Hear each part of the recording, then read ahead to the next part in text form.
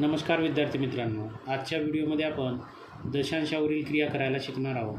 तर या ठिकाणी पहिले उदाहरण दिलेले आहे 1.1, 1.01, 1.001, 0.01, 11.01 आणि 111.1001 ची बेरीज किती।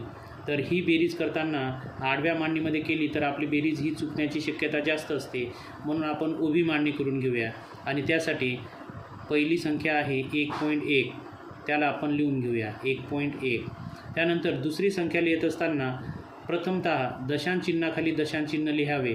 त्यानंतर डावीकडचा अंक 1 आणि उजवीकडचे अंक किती आहेत 0, 1। आता याच्या डोक्यावरती काही नाही आहे, म्हणून आपण बाजूला 1 0 जरी ठेवला तरीही यावरील अपूर्णांकाची किंमत बदलत नाही, आपण 0 ठेवून देऊया। त्यानंतर तिसरी संख्या लिहूया। पहिल्यांदा दशांश चिन्ह लिहून घेऊया, डावीकडचा 1 आणि उजवीकडचे 0, 0, 1 हे अंक लिहून घेऊया। आता या 1च्या डोक्यावरती म्हणजेच या दुसऱ्या अपूर्णांकाच्या 1 नंतर 1 0 ठेवला तरी काही किमतीत फरक पडणार नाही, त्यानंतर या ठिकाणी सुद्धा आपण 1 0 ठेवून द्यायचे आहे। त्यानंतरची संख्या आहे दशांश चिन्हाखाली दशांश चिन्ह देऊया। त्यानंतर डावीकडचा अंक 0 आणि उजवीकडे आहे 0, 1। आता या बाजूला 1 0 आपण वाढवला तरीही किमतीत बदल होणार नाही। त्यानंतरची संख्या लिहिताना दशांश चिन्हाखाली दशांश चिन्ह देऊया आणि त्यानंतर लिहूया आपण 11 आणि उजवीकडचे अंक 0, 1, बाजूला 1 0 वाढवून ठेवूया। त्यानंतर शेवटची संख्या आहे ती लिहिण्या अगोदर दशांश चिन्हाखाली दशांश चिन्ह, नंतर डावीकडचे 1, 1, 1 म्हणजेच 111 लिहून घेऊया। त्यानंतर उजवीकडे आहे 1 0, 0, 1। आता दशांश चिन्हानंतर सगळ्यात जास्त अंक 4 आहेत, म्हणून सगळ्या संख्येमध्ये दशांश चिन्हानंतर 4 अंक असले पाहिजेत, या दृष्टीने आपण 1 1 0 परत वाढवून घेऊया, म्हणजे आपल्याला बेरीज करताना सोपे जाईल। आता हे 0 वाढवल्यामुळे कोणत्याच अपूर्णांकाच्या किमतीमध्ये फरक पडलेला नाही आहे, कारण दशांश चिन्हानंतर आपण 0 वाढवले तरी फरक पडत नसतो। आता बेरीज करूया, 0 0 1 1च, त्यानंतर परत 1, आता या ठिकाणी 1 2 3 म्हणून 3 येतील। त्यानंतर हा 1 आणि हा 1 असे 2 आहेत म्हणून 2।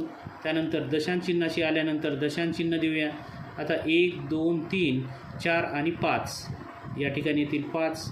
त्यानंतर 1 आणि 1 2 आणि 1 1, म्हणजेच या दशांशाची बेरीज आलेली आहे 125.2311। यानंतर पुढील उदाहरण दिलेले आहे 3 अधिक 3/100 अधिक 3/1000 अधिक 3/100000 ची दशांश संख्या आहे। तर हे उदाहरण सोडवत असताना सुरुवातीला आपल्याला प्रत्येक अपूर्णांक दशांश अपूर्णांकामध्ये रूपांतरित करून घेऊया।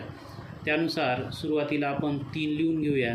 त्यानंतर दुसऱ्या अपूर्णांकाचे बघा, या ठिकाणी छेदामध्ये 1 वर 2 0 आहे, याचा अर्थ अंशामध्ये जो अंक आहे तो दशांश चिन्हानंतर दुसऱ्या स्थानावरती असायला पाहिजे। मग दशांश चिन्ह देऊया, त्यानंतर 1 0 देऊया आणि 3 लिहूया, म्हणजेच दशांशानंतर 2 अंक आहेत।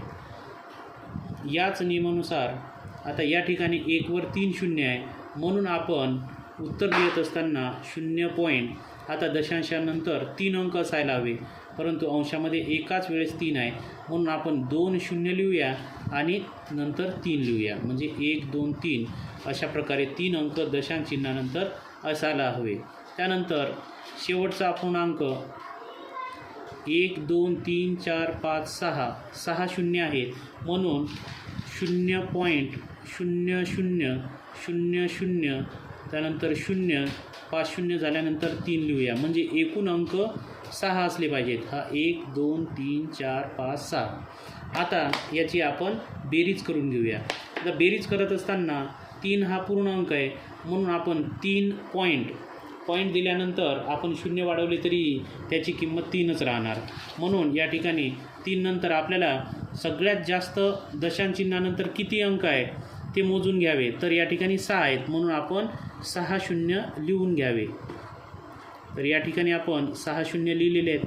आता दुसरी संख्या लिहूया. दशांचिन्हाखाली दशांचिन्ह, त्यानंतर डावीकडचा अंक 0 आणि उजवीकडे 0,3. आता या 3च्या नंतर आपण 4 शून्य वाढवले तरी ही किंमत बदलणार नाही. त्यानंतर तिसरा पूर्णांक लिहूया. दशांचिन्हाखाली दशांचिन्ह, त्यानंतर उजवीकडे 0 आणि डावीकडे 0,0,3 आणि 3 शून्य वाढवून घेऊया. त्यानंतर दशांचिन्हाखाली परत दशांचिन्ह, डावीकडचा 0 आणि उजवीकडे 0,0,0,0, त्यानंतर 0 आणि शेवटी 3. तर अशा प्रकारे मांडणी करून घेतल्यानंतर आता आपल्याला प्रत्यक्ष बेरीज करायची आहे. म्हणून या ठिकाणी शून्यामध्ये 3 मिळवले, 3च राहतील. त्यानंतर 0 0, इथं 3, त्यानंतर परत 3 0, दशांचिन्हाशी आल्यानंतर दशांचिन्ह देऊया आणि या ठिकाणी येतील 3. म्हणजेच या दशांशाची क्रिया केल्यानंतर आपल्याला उत्तर मिळालेले आहेत 3.0330003. हे आपले अचूक उत्तर